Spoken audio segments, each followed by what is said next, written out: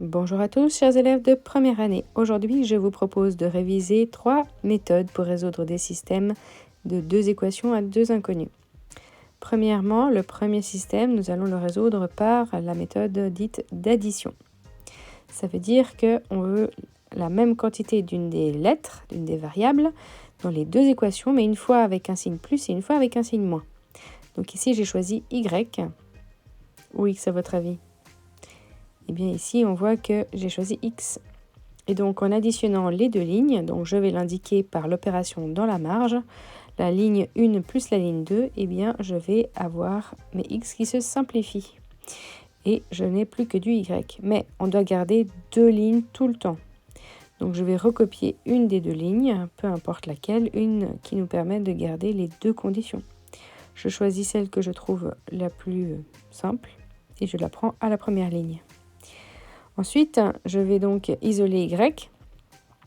Et puis, dès que j'ai sa valeur, je vais simplement la substituer dans l'autre ligne pour trouver mon X. En 1, 2 ou 3 étapes, peu importe, mais 2 lignes du début à la fin. Et on n'oublie pas l'ensemble solution, ensemble avec des accolades. Et ensuite, comme c'est un point, il faut des parenthèses. D'abord le X et ensuite le Y.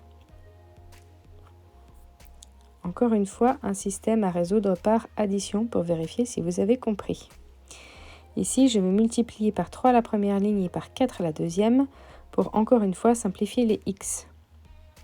Donc j'aurai la même quantité mais avec des signes opposés entre la ligne 1 et 2. Je vais donc additionner mes deux lignes et j'aurai une inconnue seulement qui sera Y. On n'oublie pas de recopier deux lignes à chaque fois, sauf que ici, comme j'ai déjà mon Y, eh bien, je vais directement le substituer au lieu de recopier dans ma première ligne. Et donc finalement, je trouve assez rapidement ma deuxième inconnue en l'isolant, en faisant des étapes peut-être, ou en y allant rapidement. Mais en faisant des étapes, on évite parfois des fautes. N'oubliez pas de noter à chaque fois les solutions dans un ensemble solution avec des accolades et des parenthèses. Pour l'exemple suivant, nous allons le résoudre par substitution. Substitution, ça veut dire prendre la place.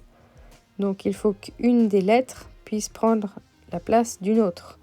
C'est-à-dire qu'ici, on va isoler simplement une lettre. À la deuxième ligne, on voit que X, il peut être tout à fait isolé facilement. Et on va substituer ce qu'on a trouvé pour X de la deuxième ligne dans la première ligne.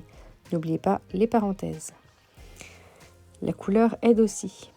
Alors ensuite, on voit que cette première ligne, il n'a plus que du X. Donc on distribue, on simplifie, mais on n'oublie pas de recopier notre deuxième ligne, de mettre des doubles flèches pour dire que les étapes sont liées.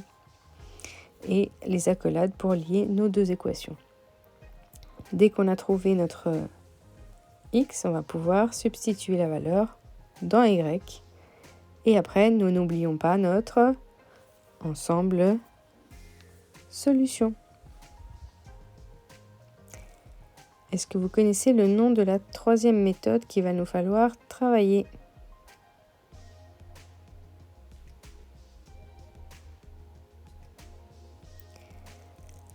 La troisième méthode que nous étudierons aujourd'hui, que nous réviserons aujourd'hui, c'est la méthode par comparaison. Qu'est-ce qu'on va pouvoir comparer ? Il faut comparer des quantités comparables. Donc ici, on peut commencer par isoler la même lettre dans les deux lignes. Mais si on fait ça, on voit qu'on n'a pas tout à fait la même quantité. Ici, on veut vraiment la même quantité, le même signe, le même nombre. Si je multiplie ma première ligne par 4, eh bien j'obtiendrai 8Y dans la première, mais je l'avais déjà dans la deuxième ligne. Je vais donc pouvoir comparer mes 8Y de la ligne 1 et de la ligne 2. Comparer, ça veut dire mettre à égalité. Donc en faisant cette égalité, je vais tout simplement pouvoir avoir une équation avec une seule inconnue, X, et je n'ai plus de Y. Une équation de degré 1. Et dans la deuxième ligne, eh bien, je dois garder ma relation entre mes deux inconnus, puisqu'il faudra quand même trouver Y après. Donc on résout la première ligne. Assez rapidement, on va trouver la valeur de moins 2. Et une fois qu'on a trouvé cette valeur, eh bien, on pourra trouver le y en substituant la valeur de x. Et pour terminer, qu'est-ce qu'on n'oublie pas? L'ensemble solution avec des accolades et des parenthèses. J'espère que ces 4 exemples auront été clairs. Je vous souhaite de belles révisions. Voici d'autres exercices. Arrêtez la vidéo, il y a les solutions en fin de cette page. N'oubliez pas votre notation.